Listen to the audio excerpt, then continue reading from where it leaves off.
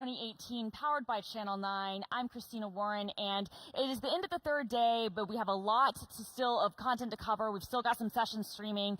But in this break, I'm actually joined by 5 amazing guests, members of the Build MC program. And this is a program that the Windows group did this year, where we reached out to 5 amazing developers, each from different backgrounds with different focuses, to kind of see Build through their eyes. And so cameras followed them around, they shared their experiences, and everything is being documented on the Build website, so that if you're not here in person, you're watching from home, which you probably are if you're watching this, because if you're like at Build, like be at Build, like, you know, we're great, but be at the conference. You can experience what it was like to be a developer at the conference through these wonderful folks' eyes. So we're going to go around the table, and I'm going to have everybody introduce themselves. So we're going to start with you, Ginny. Okay, hi, I'm Ginny Caughey. And what developer focus area are you? I'm a commercial developer. Commercial developer. Yeah. I'm Lucas Risotto. I'm the mixed reality developer. Okay. And I'm Iris Classon, and I'm consumer developer. And I'm Rishi Suresh, and I'm the newbie developer. I'm Neil Turner, and I'm the mobile developer. All right, so commercial developers, is that what we're saying? Enterprise, is that kind of how we're defining that, Ginny? Or that's the way I'm defining it. That's the way you're defining it. That's okay. the sort of software that I'm familiar with. Gotcha. And newbie developer is, so how long, but how are we defining newbie? How much is newbie? The way I see it, a newbie developer is just someone who's kind of either self-taught or new to the field, maybe not necessarily in industry. So it's kind of the unrefined developer in some sense. And is that how you see yourself, or is that kind of the lens you're trying to kind of view things through? I think I see myself as more kind of the cowboy developer, figuring things out as I go. So I think that's the audience, hopefully, that I'm catering to as well. Awesome. And so let's just kind of go around. I want to hear from you guys. Iris, we'll start with you. What was your experience been like at Build, especially having cameras following you around and kind of being part of this content experience? What's Build been like for you? Well, to be honest, it's been a bit makes me very nervous, because I'm not used to having a camera following me around, or several cameras, and it's a bit difficult to say act natural, and then at the same time don't mind these cameras looking at you. But it's been fun as well. It's been quite an experience. And I've had the opportunity to watch some really good sessions and share my experience with people, both online as well as on social media and so on. So it's been good and stressful. Stressful. Neil, what's been your favorite part of the experience so far? Or Build, I mean, either, whatever. Funny enough, it's actually just really catching up with friends and people I know. It's a great opportunity just to meet friends who maybe I've chatted to people on Twitter, but so many people from around the world are here that I get to see, but from Europe, the States, Asia. It's just really nice to see people. And of course, I'm lucky enough to know some people at Microsoft, so it's just great to see them again. What about you, Lucas? You're a mixed reality guy. I've seen you on your phone earlier. How much mixed reality stuff have you seen at Build? Like, what's the most exciting mixed reality thing you've seen so far? Ooh, there's every single little bit of the cool thing about mixed reality is that you can do literally anything, and seeing what people choose to do with the technology has been particularly interesting. I got to try out some eye tracking demos, which was really compelling. I really believe that it's going to be a big part of the future moving forward. There was an escape room that they've built, that Microsoft has built, along with some analog technology as well, with some analog elements mixed with the HoloLens. And that kind of blend of digital and physical is really starting to show in some creative ways. And it's really, there's so many uses, not only when it comes to enterprise, but also just seeing how our relationship with software is changing. And a lot of the talks and the sessions actually focused on that point, which I was really glad to see. See, that sounds great, and I love the idea of both of the escape room with both analog components and HoloLens. But what I don't understand is, as great as it is, and I love the content you guys are putting out on the Build Live website for the Build and See stuff, is why we didn't have a HoloLens Build experience. See, I don't know how far away we are from that, but wouldn't that be cool if you're just at home and you kind of, have your headset on and it's like you're, petting the mini horses and hanging out with people in the rooms? Yeah, we'll get there, but there's like it's such a complicated piece of software. Right now, we're still finding out what the basic design standards are, so it will happen, but it will take some time. Harsh, what's been your favorite session that you've seen? You attended? I've seen quite a few sessions, but I think the favorite ones I've seen have to do with kind of how to implement a lot of the new artificial intelligence technologies that they're announcing, and how to implement that on the cloud. Because, it's a powerful new technology that's coming out, but I think accessibility in some sense is limited because it requires very powerful hardware to run. And some of the new sessions, like one of the ones I saw today, was just talking about how you can take some of these machine learning models and run them on Azure with just like 5 lines of code. So I think that's really exciting and probably the most useful bit of things. Is that something you see yourself using in your cowboy coding future? It's something that I already use quite a bit. So I just have a computer with a GPU at home, but if I can now run things on the cloud easier, I'm definitely going to be using that. I mean, your power bill is going to be lower. Exactly. I mean, you can instead just go to, like, mining cryptocurrency on your GPU instead. Exactly. That's how I make the money to pay for Azure, right? There you go. Ginny, is there a session or a talk that you've seen that stands out from the conference?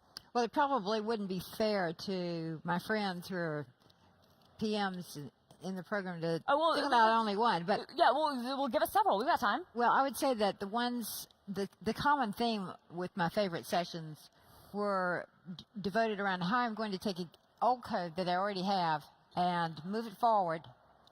I'm actually going to be able to use the stuff I'm seeing it build. Usually I come to build and I think, great, this is cool. I go build some demos for myself.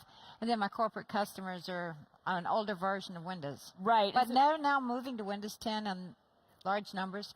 And Microsoft's giving me the opportunity to take old code and even Windows 7 with new installer technology. And so the MSIX stuff that Kevin was talking about in the keynote yesterday, and also some of the additions that are coming with Fluent Design to work with some of the older. I think that might have been something, but I know there's some other backward compatibility things that are coming there too. So that's great. I think the idea is they want the old code to look like the new code on the desktop, so the user feels comfortable switching among different applications. And yeah, I'm a big fan of that. It's all about blending and bridging between the two ecosystems, which is really neat. You were referring to the XAML islands. Yes. Yeah, which is really cool. Neil, there's been obviously a lot of stuff on the mobile front. Is there anything particularly exciting from a mobile perspective that really kind of stood out to you that makes you excited to go back, in your day job or to tell other mobile developers about? Yeah, well, that's the fun thing about my title. It's not necessarily that I'm developing on mobile. It's more the transition from mobile to desktop, which is the funny thing about my title. Yes. Okay. But no, essentially yes. There's so much. In fact, being here, you always say you're going to watch lots of sessions, but you don't get to watch as many as you think, and then really a lot of it is about watching the session videos at home. But I think as Jenny was saying, my favorite is definitely Fluent and composition, because I've been following especially composition for a long time. And what is great now after a few years is that we're finally seeing Fluent able to manifest and use all of this all the APIs that are gradually being added to the operating system, and it just means you can make really nice apps. Because I like design, and certain other operating systems also have nice design. So it's just nice to see a newer design language other than Metro. So come out of Microsoft and actually have a name that we can pronounce. Yeah, so yeah. It's really good. Because for a long time it was just like the artist formerly known as Metro. Like we didn't really have a name for it. Now it's Fluent. It's now a couple of years old. It's evolving, getting better. So yeah, it's always nice to have names, right? Because it's hard when we don't. Did anybody here go to any of the progressive web app sessions or talks, any of that? Actually, yes, I did. So even though my focus is typically C# and XAML, so it's kind of classed as native, I do genuinely like to keep up with kind of the other side. And I might not necessarily be making PWAs tomorrow, but it's just interesting to see how the different technologies evolve. If even just to say, maybe I won't use them or they're not ready for what I want to do yet, I think it is good to be informed. I mean, the same is also true of React Native. I don't necessarily have something tomorrow I'm going to make with it, but it's just good to keep an eye on these things and see how they're progressing. If even just to when you look at C# and XAML and they ask for suggestions as to what we should be doing, it's a case of, well, you kind of PWA is doing something interesting. Maybe you can take ideas from that. So you're a C# guy. How many of you are C# developers? Would you kind of say is your primary? Primarily C#. Primarily. Okay. All of us. So, all right. So all of you guys. All right. So what are your thoughts on .NET Core 3? Love it. Oh, yeah. Love it. Yes. Love it. Very exciting. Yeah. .NET version hell across different apps. That's a real thing. Yeah. I just got a support email this morning that was resulted from something similar to that. I mean, it's something that I really do have to deal with. And being able to solve that problem once and for all, it's going to be huge. Yeah, being able to have maintain the two versions side by side. Absolutely, absolutely. Or to be able to package up your application, Yes. if it has some legitimate reason to use a specific version, to package it with the XE. And I understand the downsides of that. It doesn't get security updates from Microsoft, but Sometimes that's it's an what you option. have to do. Yeah. Yeah, options are good. yeah, I think when you're starting to do some development and you make this beautiful app on your computer, you give it to someone else to try it out, and suddenly it says .NET framework error, not the right version. Yeah. We've all seen that happen. So like Ginny mentioned, it's good that self-contained package, much easier to distribute. And then also with specifically with UWP at the moment, .NET Core, it's used somewhat, and we end up getting a slightly different version that's behind. So that the plan with .NET Core 3 is it's a kind of a universal version that we all get. The releases are the same. So I think that's also very important that as well as all the other advantages that were talked about, that the platform generally is moving forward at the same rate. So basically, when new APIs are announced, we all get them as opposed to having to wait 6 months until the next build. Yeah, so it should be really good.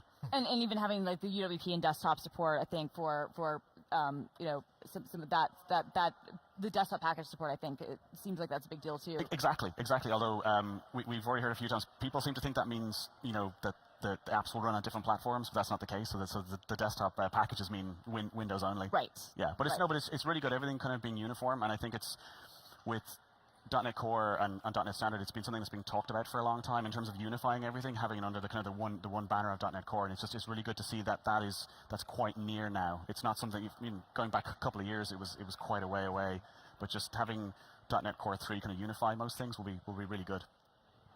Shipping the controls out of band is going to be a big help too, because then we don't have to wait for all the desktops to get to a certain subversion of Windows.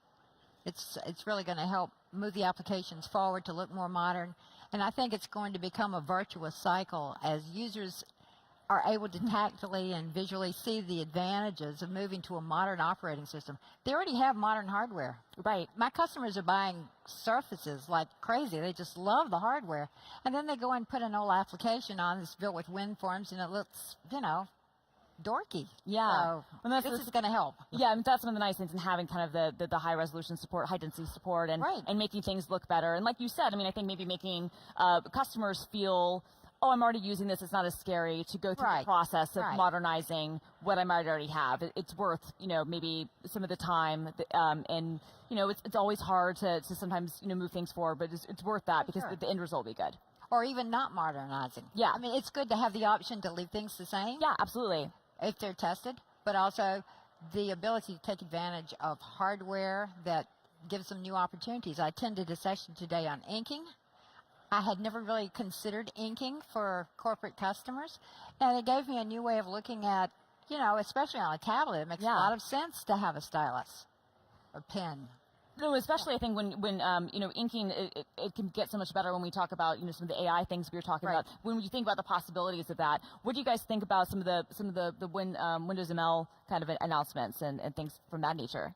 Well, that was really exciting. I went to a session on Windows ML, and I actually, although it's nice to have the cloud to help out in terms of more juice, but I also like the idea that you can bring machine learning closer to the actual device that will be using it for everything from performance reasons to also might even be security reasons, which for me is I'm more than happy to do some machine learning and I want to test things out, but I actually don't feel quite comfortable putting everything out there.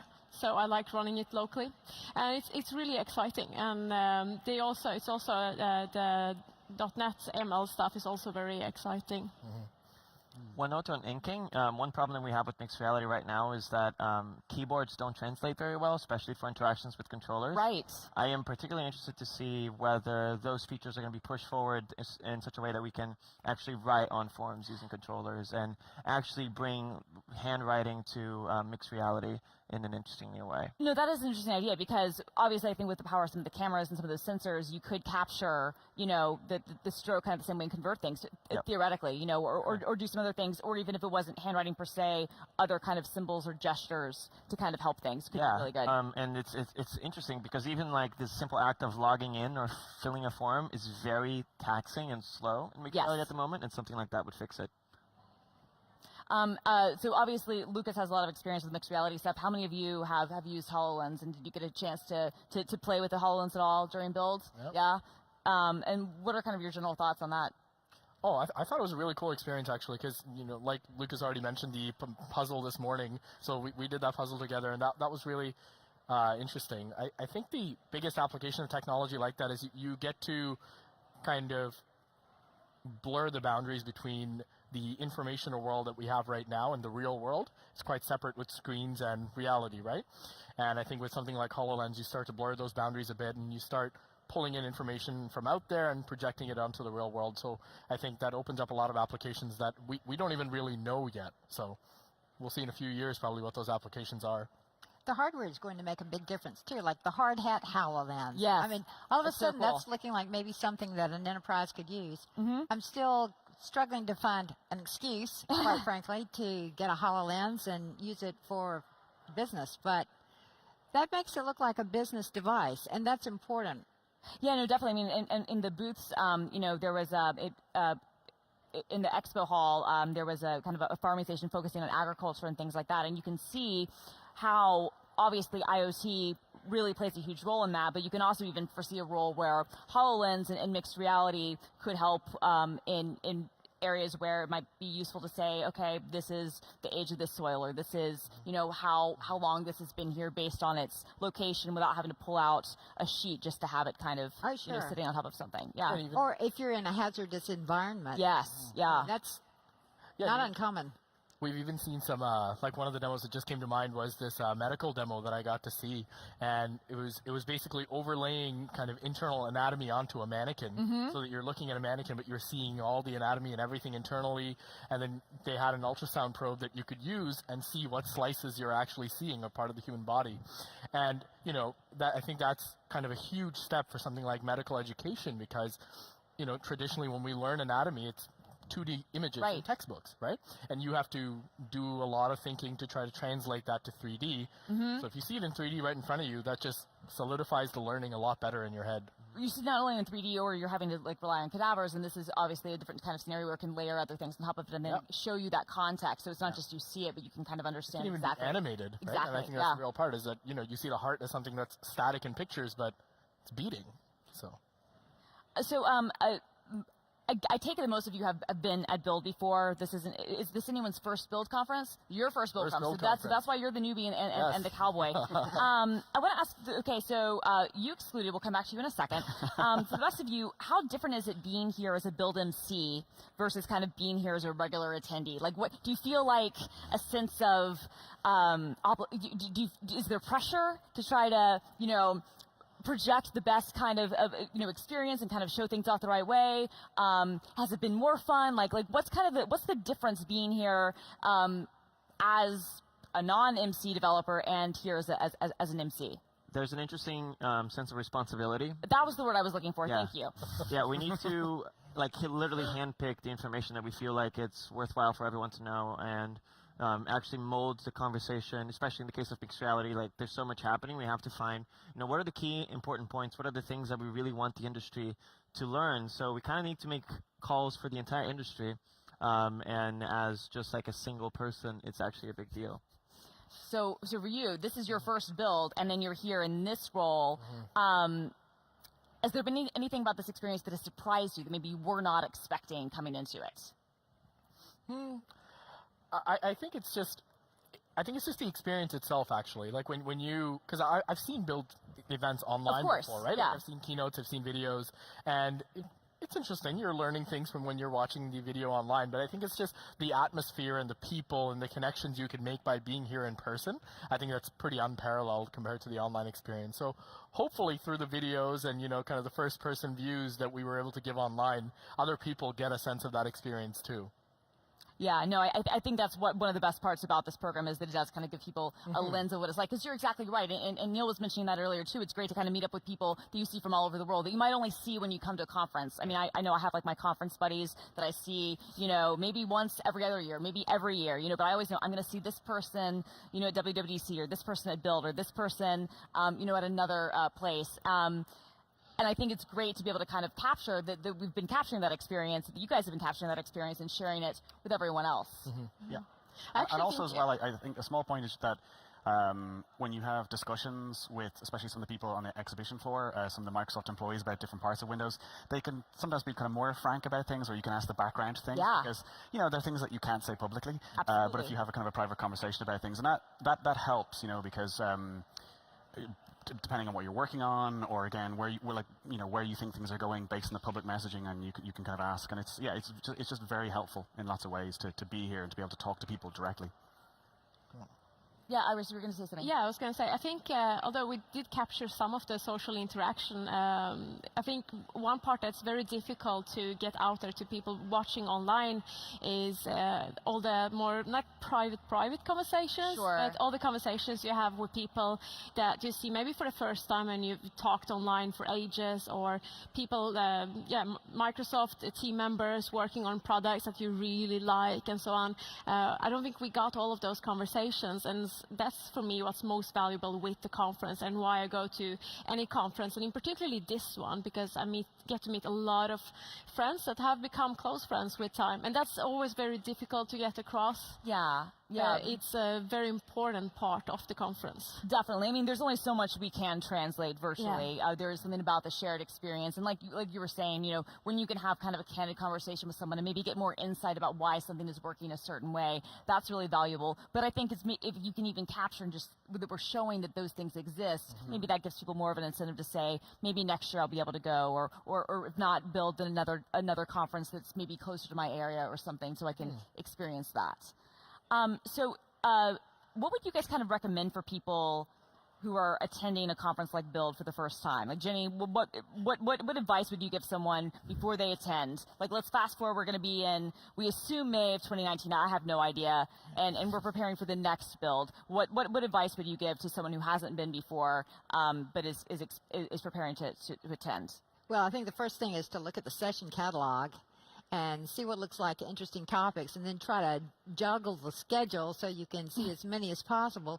But be flexible once you get here, because you may find that the best conversations happen face-to-face on the expo floor rather than in a session. So you can watch the sessions later online if you need to, and focus instead, once you get here, on those personal contacts. Get the names of the people who not only can be friends, but can also be useful resources for technical information when you have problems and issues.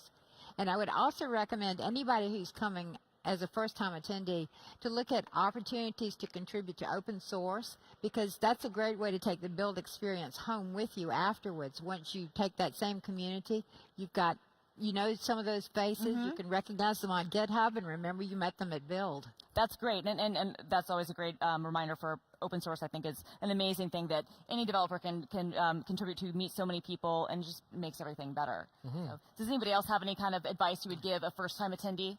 Yeah, well, I mean, I'd mirror what was said, but also because I think we all plan to go to lots of sessions, and you end up other things happen. It's also not to feel bad that you maybe miss a session, because thankfully everything is videoed. But it's, again, just because personal experiences with people and conversations can be more valuable. It's... Sorry. I posted a post on Twitter about being an introvert and going to a very large conference, because you can be a social introvert. Yes, that is a very real thing. And I think, because there are a lot of introverts in our industry, I think one thing I would recommend if you're going to large conference is to pace yourself and don't feel pressured into attending every party, and that it's completely okay to withdraw to the hotel room and just relax a little bit or try something out, and find somebody that you can buddy up with so you don't feel alone if you sort of feel like you need to have somebody like as a comforting conversationalist to have around. Yeah, and the one thing I was going to say is, try out workshops, right? Because there are a lot of sessions, a lot of kind of lecture style sessions, and I think those have their place and are useful. But I think there is no real substitute from just going to a workshop, trying to implement something yourself, running into errors invariably, and then having the people who made the technologies tell you how it's supposed to be used, right? So I think that's, even on the show floor today, I went up to people who made serverless, and I was like, serverless isn't working for me, can you look at this? And they did, and we actually fixed it. It was incredible, right? So, I mean, get hands-on with technology. I think that's the best part about being here. Just one little key piece of advice when it comes to the sessions. talk to the speaker afterwards. There's so many examples where just the speaker is just like hanging around and no one talks to them. And it's really an opportunity for you to not only ask them questions, but understand how their brain works and develop a friendship. Hopefully you walk out of here with people that you can collaborate with and continue to connect with. And also map out the expo floor on the first day. Understand what are all the things that interest you, because there's so much cool stuff happening at once. They won't be able to see everything, so having like a high-level reconnaissance run where you can just like have awareness of everything that's happening, and you can handpick the things you want to try, guarantees that you'll be actually trying what you want to try. Yeah. Well, we are coming to the end of our session. I know coming to the end of a busy week for you guys. When is everyone heading home? Assuming you don't live in the areas. 9 a.m. 9 a.m. Tomorrow morning, back to Sweden. Back to Sweden tomorrow morning. Tomorrow evening. Tomorrow evening. Friday. I've done this enough times to know to stay an extra day. Ginny's smart. What about you? Tomorrow afternoon. Tomorrow afternoon. Yeah. Good luck traveling, you guys. You know, you've done great work, and thanks for sharing all of your experiences online with the community. And you can, of course, check out the Build MC's experiences at the Build website, on the Build Live website. And I really appreciate you all being here and taking the time to talk with me and to share your experiences with the community and for being a part of our community, frankly. Thank you for being part of the Microsoft family and being here. I really appreciate it. One last thing, because I've got like 15 seconds and I'm live, so I've got to do a cutout. There's a hashtag BuildMCs. So use hashtag BuildMCs, follow that on Twitter, Facebook, Instagram, whatever, to see more of this content. Yes, thank you. I got you, girl. We're now off to the next one.